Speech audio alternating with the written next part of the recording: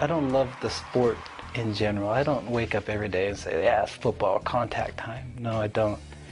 I love the atmosphere that football brings. I love being around my teammates.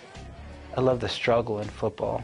I love the fact that it is a part of my life, and that I don't look at it as any more important or any less important as any other part of my life. But the fact that God has brought me here and has made this a part of my life, I do love that about football. I try to be passionate, like I was saying, in every aspect of my life, and how I love my wife, how I serve my wife, how I'll serve, God willing, my son. In the same way, I try to be very passionate about football. I try to serve my coaches with a passion. I try to serve my teammates with a passion. I try to serve God, through football with a passion.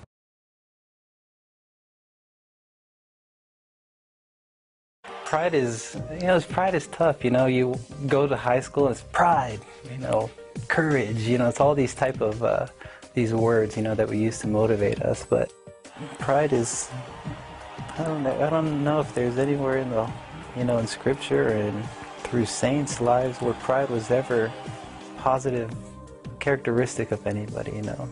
That kind of egotism is a really tough struggle, especially in this business, in this entertainment business that we have.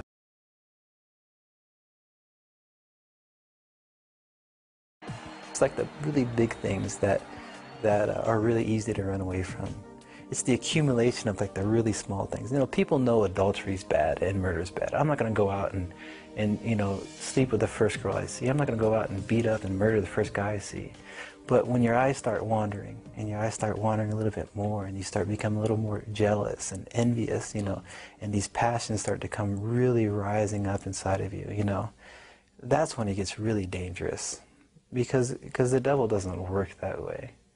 His strategy is always to be like very subtle, and just continue to build on top of that evil seed that he planted.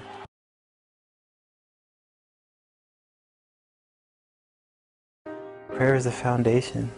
It's your communication with God, and it's constant prayer, constant prayer. And as your prayer life becomes more and more fine-tuned, and your conscience becomes more and more fine-tuned, you're able to start plucking away these things like, wow, like this is not good. I think that's a struggle of every Christian, is to be able to get to that point where they're in constant prayer with God, so that everything that they do in thought and speech and work is praising God and worshiping God.